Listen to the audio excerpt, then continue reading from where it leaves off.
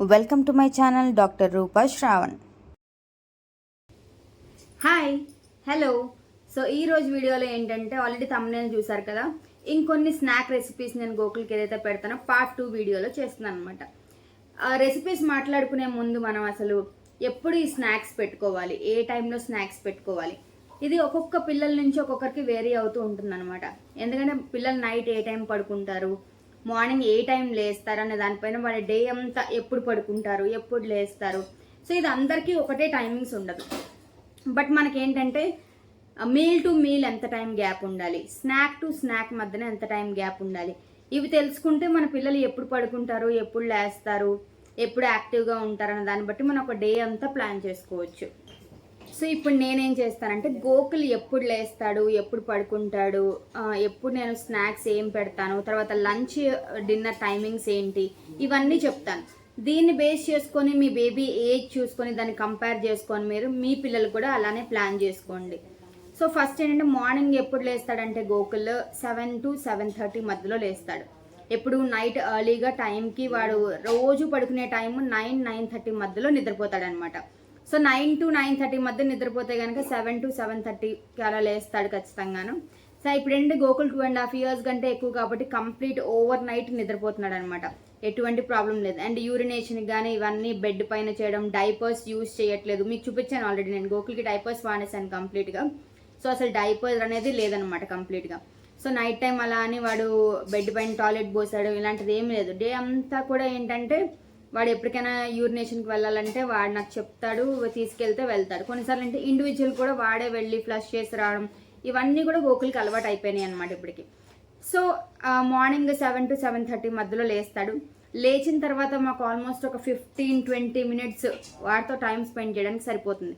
So Gokul morning లేచిన తర్వాత మేమిద్దరం ఎలా టైం స్పెండ్ చేస్తామో అది కూడా ఒక వీడియో చేసి చూపిస్తాను. సో ఒక 15-20 minutes అయిపోయిన తర్వాత హాల్లోకి వచ్చి వాడు కొంచెంసేపు అటు ఇటు తిరిగి అందరికీ పలకరించుకుంటూ ఎవరున్నారో, అమ్మమ్మ ఉన్నదా లేదా ఇంట్లో చెక్ చేసుకుంటాడు ఖచ్చితంగాను. సో ఉన్నారా లేదా అన్నీ చూసుకొని అటు ఇటు కొంచెంసేపు ఒక 10-15 minutes మళ్ళీ ఆడతాడు. సో నేనేం చేస్తానంటే వీళ్ళ వాళ్ళకి యూరినేషన్కి తీసుకెళ్ళి టాయిలెట్కి పంపించి కొంచెం వాటర్ అనేది పడతాను మార్నింగ్. ఆ 10-15 minutes అయిపోయిన తర్వాత ఏం చేస్తాను అంటే ఇద్దరం కలిసి బ్రషింగ్ చేస్తాం. గోకుల్ నేను రోజు ఇద్దరం కలిసి బ్రష్ చేస్తాము. వాడికి టంగ్ క్లీన్ చేసుకోవడం అది ఇంకా సరిగా రాదు కాబట్టి వాడు అలా చేసుకున్నప్పుడు నేను కొంచెం హెల్ప్ చేస్తానమాట. సో వాడు బ్రషింగ్ అయిపోయేసరికి ఏమవుతుందంటే అరౌండ్ 8 to 8:15 అయిపోతుంది. సో అప్పుడు ఏం చేస్తానంటే కొంచెం పాలు లేదంటే ఏదైనా ఫ్రూట్ కానీ వాడికి అంటే ఇంట్లో ఏ ఫ్రూట్ అవైలబుల్గా ఉంది, ఏదైనా ఫ్రూట్ కానీ కొంచెం పాలు, కొంతమంది పిల్లలకి అలవాటు ఉంటుంది కంపల్సరీ మార్నింగ్ పాలు తాగుతారు. సో గోకుల్కి ఇంకా అది మార్నింగ్ ఖచ్చితంగా పాలు తాగే అలవాటు లేదు. రస్కులు తింటాడు అనమాట కొన్నిసార్లు. ఆ రస్కులు అవాయిడ్ చేయడం కోసం నేను ఏం చేస్తున్నానంటే ఏదో ఒక ఫ్రూట్ ఇస్తున్నాను. ఎందుకంటే రస్కులు కూడా పిల్లలకు పెట్టకూడదు, మంచిది కాదని అంటారు కాబట్టి. సో నేను ఏం చేస్తానంటే ఐదర్ కొంచెం పాలు, వాడు ఖచ్చితంగా అడిగితే ఏమైనా బిస్కెట్స్ కానీ ఏమైనా ఇస్తాను. సో అది అయిపోయిన తర్వాత 8:30కి అది కంప్లీట్ అయిపోతుంది. సో ఈలోపు నేను ఏం చేస్తానంటే నేను వాడిని కూర్చోబెట్టేసి వాడు ఆడుకుంటూ ఉంటాడు, నేను వెళ్ళి ఫ్రెష్ అయిపోవడానికి నేను వెళ్తాను. సో ఆ టైంలో అరౌండ్ 9 to 9:30 మధ్యన గోకుల్ బ్రేక్ఫాస్ట్ అనేది కంప్లీట్ అయిపోతుంది. ఎందుకంటే గోకుల్ బ్రేక్ఫాస్ట్ కూడా నాతో పాటు కలిపి చేస్తాడనమాట. ఎవ్రీడే నేను బ్రేక్ఫాస్ట్ చేయకుండా గోకుల్ నన్ను బయటికి పంపించడు. సో 9 to 9:30 మధ్యలో వాడి బ్రేక్ఫాస్ట్ కంప్లీట్ అయిపోతుంది, నా బ్రేక్ఫాస్ట్ కూడా కంప్లీట్ అయిపోతుంది. నేను తర్వాత నా ఆఫీస్ వర్క్ నేను వెళ్ళిపోతాను. మధ్యాహ్నం లంచ్ వచ్చేసి గోకుల్కి 1 to 2 మధ్యలో వాడి లంచ్ అనేది కంప్లీట్ అవుతుంది అనమాట. సో మార్నింగ్ 9 to 1 మధ్యలో గోకుల్ ఏం చేస్తాడు అసలు, మధ్యలో 11 o'clock కానీ 11:30కి కానీ మళ్ళీ ఏదైనా ఫ్రూట్ కానీ ఇంకేదైనా స్నాక్స్ ఇంట్లో ఏది అవైలబుల్గా ఉంటే ఆ స్నాక్.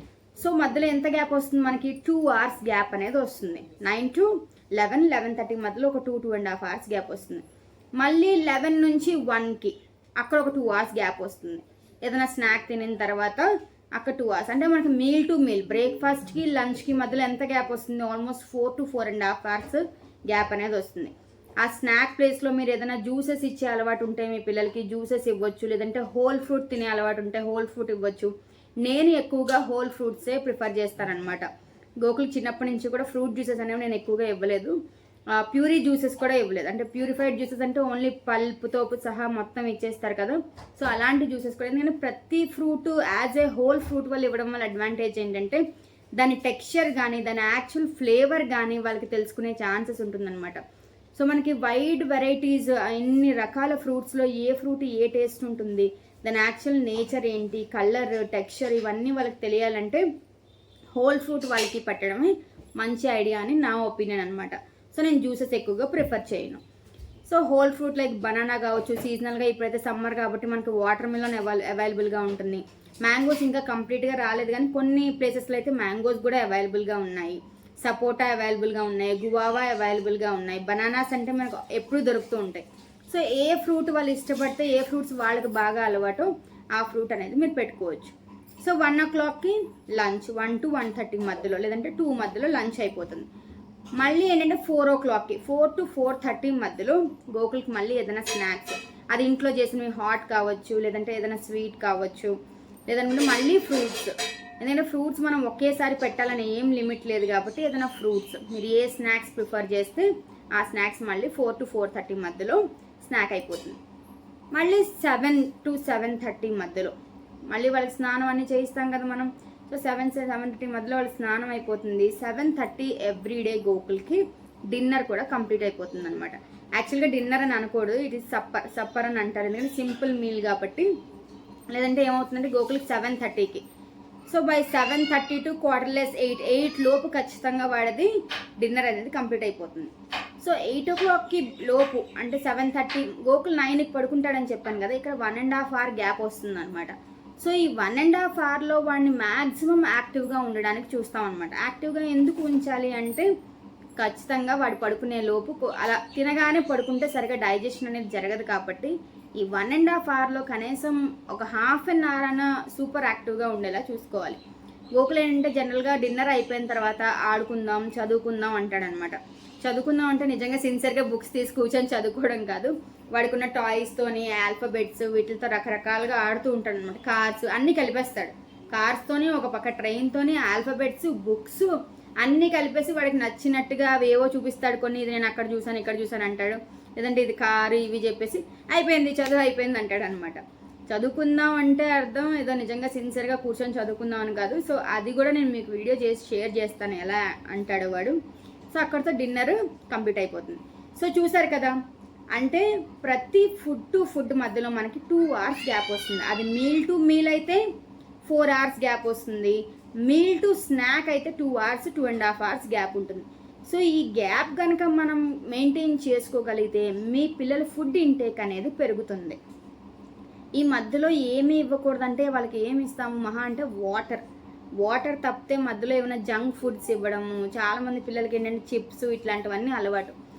సో అవన్నీ ఏమీ ఇవ్వకూడదు. లేదంటే మనం బయట నుంచి తెచ్చుకున్న స్వీట్స్, మనం బయట నుంచి తెచ్చుకున్న హాట్ ఇట్లాంటివి ఏమైనా ఉంటే కనుక మీరు ఎంత అవాయిడ్ చేయగలిగితే మ్యాక్సిమం పాసిబుల్ అవాయిడ్ చేయండి. అలా అవాయిడ్ చేయడం వల్ల ఏముంటుంది, వాళ్ళకి ఆకలి అనేది ఉంటుంది అనమాట.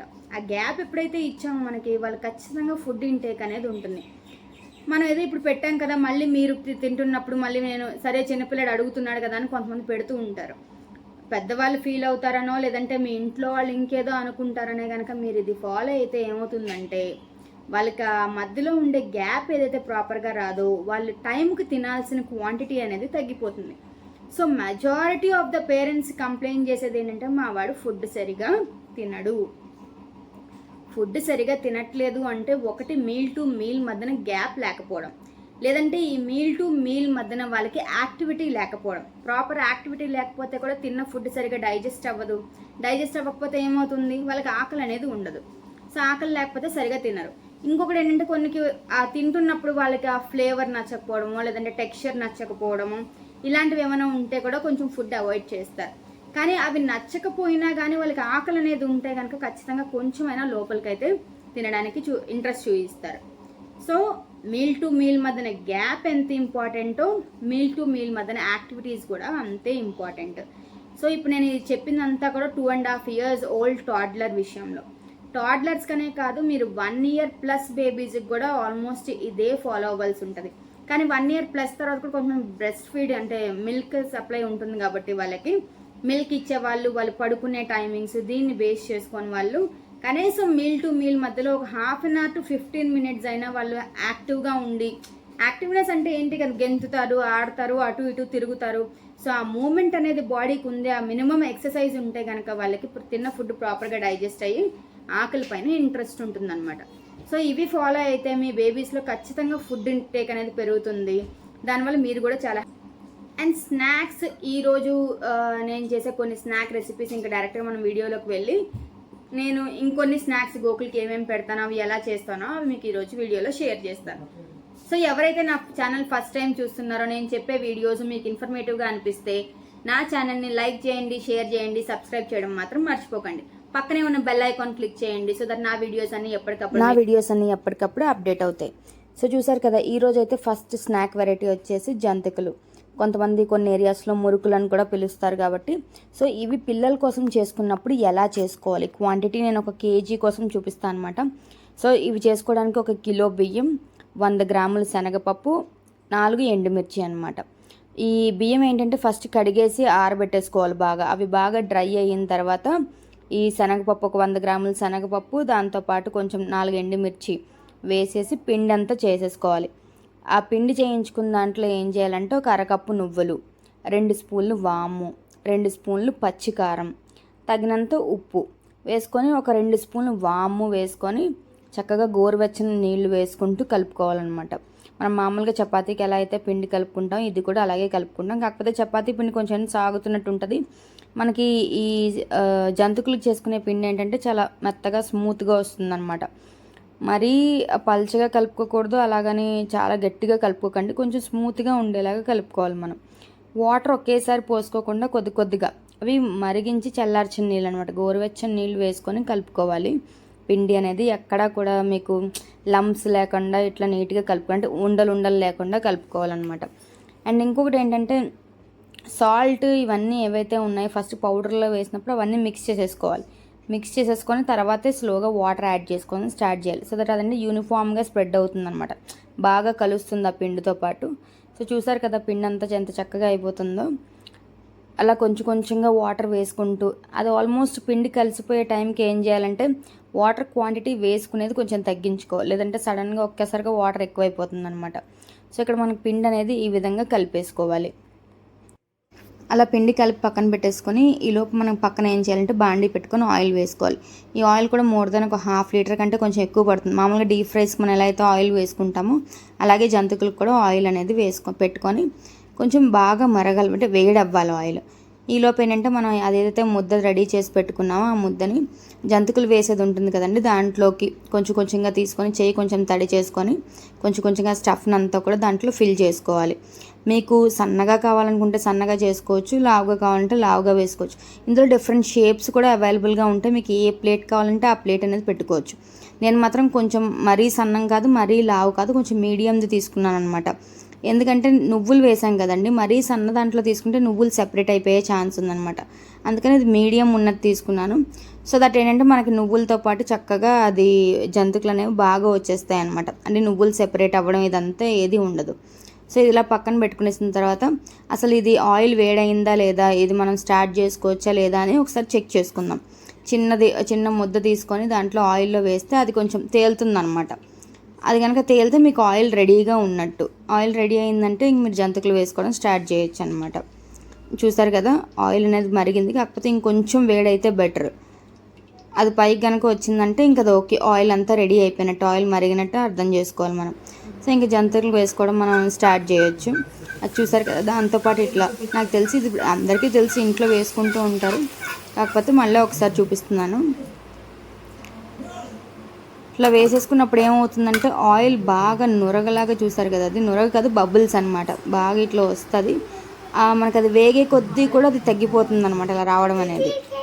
ఫోటో తీయొద్దా? ఇప్పుడు నన్ను ఏమడిగావు, నువ్వు ఏమడిగావు? అయిపోయిందా అని అడిగావా? 5 minutesలో అయిపోతుంది గోకుల్, వెళ్ళి కూర్చో, 5 minutesలో వచ్చేస్తాను. గోకుల్ స్నాక్ రెడీ అయిపోతుంది, కూర్చో. గోకుల్ ఫేవరెట్ స్నాక్ కదా. గోకుల్కి ఏమి ఇష్టం? జంతికలు ఇష్టమా గోకుల్కి? అదే చేస్తున్నాను, వెళ్ళి కూర్చో, వెళ్ళు హాల్లో కూర్చో, వేడిగా ఉంది కదా. ఆయిల్తో వర్క్ చేస్తున్నప్పుడు నువ్వు ఉండకూడదు ఇక్కడ, ఓకేనా? వెళ్ళు. సో చూసారు కదా మధ్యలో వచ్చి చెక్ చేసుకుని వెళ్తున్నాడు అనమాట, వాడి స్నాక్స్ రెడీ అయ్యాయా లేదా అని. సో చూసారు కదా, ఒకవైపు వేగిన తర్వాత ఇంకో సైడ్ అట్లా తిప్పేసుకొని దాన్ని ఆల్మోస్ట్ అప్పుడు ఏంటంటే ఆల్మోస్ట్ వేగిపోయింది అనమాట. ఈ బ్రౌన్ కలర్ వచ్చే వరకు ఉంచుకుంటే సరిపోతుంది. మరి టూ మచ్ డార్క్ అయితే ఏమవుతుందంటే ఫ్లేవర్ మారిపోతుంది అనమాట. మనం దీంట్లో కారం వేసుకున్నాం కాబట్టి దాని ఇంపాక్ట్ కూడా ఈ కలర్ పైన ఉంటుంది. మీరు ఇంకొంచెం ఎక్కువ కారం కావాలంటే కారం వేసుకోవచ్చు. బట్ పిల్లల కోసం చేసేది కాబట్టి కొంచెం కారం తక్కువ వేసాను అనమాట నేను. సో ఇట్లా పక్కకి ఆయిల్ డ్రైన్ అయ్యేలా పెట్టేసుకొని అవి చల్లారిన తర్వాత ఒక డబ్బాలోకి వేసుకొని స్టోరేజ్ కంటైనర్లో 8 కంటైనర్లో క్లోజ్ చేసేసుకోండి. నేనైతే వీటిని స్టీల్ డబ్బాలోనే వేసేసుకొని వాటిలోనే స్టోర్ చేస్తాను అనమాట. అండ్ ఏంటంటే ఎక్కువ రోజులు స్టోర్ అయ్యడానికి ఎక్కువ క్వాంటిటీ చేసుకోకూడదు. ఎందుకంటే కొద్ది రోజుల తర్వాత ఆయిల్ స్మెల్ వచ్చేస్తుంది కాబట్టి మీరు కొద్ది రోజులకు సరిపడా మాత్రం చేసుకుంటే బెటర్ అని నా ఒపీనియన్ అనమాట. ఎందుకంటే ఎక్కువ చేసుకున్నాం అనుకోండి అది ఆయిల్ స్మెల్ రావడం స్టార్ట్ అవుతుంది. అలా వచ్చిన తర్వాత అది తినడం మనకి మంచిది కాదు, పిల్లలకి పెట్టడం అయితే అసలే మంచిది కాదు. సో నెక్స్ట్ స్నాక్ వచ్చేసి మఖానాతో చేసుకుంటాం అనమాట. ఈ మఖానా అనేది పిల్లలకి చాలా హెల్దీ, పిల్లలకి కాదు మనకు కూడా చాలా హెల్దీ. దాంట్లో ప్రోటీన్ ఉంటుంది and at the same time fibre. Protein కంటే కూడా దీంట్లో ఫైబర్ కంటెంట్ అనేది ఎక్కువగా ఉంటుందన్నమాట. అండ్ మఖానా స్పెషాలిటీ ఏంటంటే బ్రెస్ట్ ఫీడింగ్ మదర్స్ ఎవరైతే ఉన్నారో వాళ్ళు కూడా ఈ స్నాక్ ప్రిఫర్ చేస్తే మిల్క్ ప్రొడ్యూస్ అయ్యేది చాలా బాగుంటుందన్నమాట. అంటే మిల్క్ క్వాంటిటీ అనేది బాగా ప్రొడ్యూస్ అవుతుంది. సో ఇది పిల్లల కోసమే కాకుండా మీరు కూడా బ్రెస్ట్ ఫీడింగ్ మదర్స్ ఎవరైనా ఉంటే మీరు కూడా దీన్ని మంచి స్నాక్గా తీసుకోవచ్చు. అండ్ చూసారు కదా ఈ మఖానా ఏంటంటే నేను ఇదివరకు చెప్పినట్టు స్నాక్ ఏది ప్రిపేర్ చేసుకున్నా తక్కువ క్వాంటిటీలో ప్రిపేర్ చేసుకోండి. ఏదో లాంగ్ పీరియడ్ స్టోరేజ్ ఎక్కువ రోజులు ఉండేలా కాకుండా కొంచెంగా ఒక వీక్కి సరిపడా మాత్రం చేసుకొని పక్కన పెట్టుకోండి. మఖానా స్నాక్ ఏంటంటే ఈజీగా మనకు ఒక 5-6 మినిట్స్లో రెడీ అయిపోతుంది అనమాట. సింపుల్గా ఇన్స్టెంట్గా చేసుకునే స్నాక్ ఇది. జంతికలు అనుకోండి చాలా టైం టేకింగ్, ఇది మాత్రం అలా కాదు, జస్ట్ మ్యాటర్ ఆఫ్ 5 మినిట్స్లో అయిపోతుంది. కాబట్టి మీరు అప్పటికప్పుడు పెట్టాలనుకుంటే కూడా వాళ్ళకి చేసి ఇచ్చేసేయచ్చు. నేనైతే ఒక 1 వీక్కి సరిపడా చేసి ఒకేసారి స్టోర్ చేసుకుంటాను అనమాట. సో ఫస్ట్ ప్యాన్ పెట్టేసుకొని దాంట్లో ఒక 3 టేబుల్ స్పూన్స్ ఆఫ్ గీ వేసుకొని, ఆయిల్ కంటే కూడా గీ ప్రిఫర్ చేసుకుంటే మంచిది అన్నమాట. పిల్లలకి నెయ్యి అనేది చాలా మంచిది కాబట్టి అందులో మీరు ఆవు నెయ్యి యూజ్ చేసుకుంటే ఇంకా మంచిది గేదె నెయ్యితో పోల్చుకుంటే. సో ఇది చూసారు కదా అది ఆయిల్ అది గీ కొంచెం వేడైపోయిన తర్వాత ఈ మఖానా ఏదైతే నేను బౌల్లో పెట్టుకున్నానో దాన్ని దీంట్లోకి ట్రాన్స్ఫర్ చేసేసుకుంటున్నాను.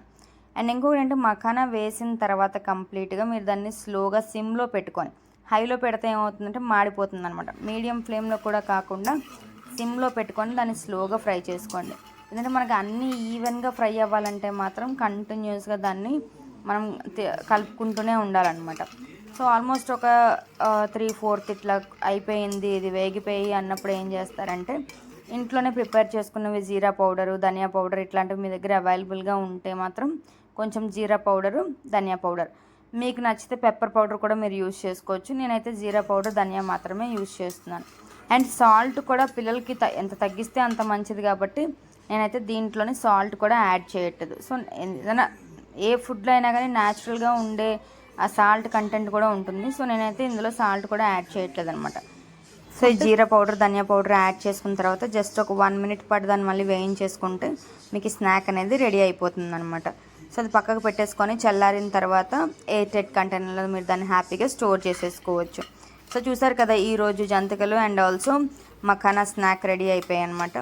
మీ పిల్లలకు కూడా చేసి పెట్టండి. అండ్ తప్పకుండా కమెంట్ సెక్షన్లో కమెంట్ చేయండి మీకు ఇంకేమైనా ఇలాంటి వీడియోస్ కావాలా, లేదంటే ఇంకేమైనా స్పెసిఫికేషన్స్తో ఎలాంటి వీడియోస్ అయినా చేయాలంటే తప్పకుండా వీడియోస్ అనేవి షేర్ చేస్తాను. నా వీడియోస్ మీకు నచ్చినట్లయితే లైక్ చేయండి, షేర్ చేయండి, సబ్స్క్రైబ్ చేయడం మాత్రం మర్చిపోకండి.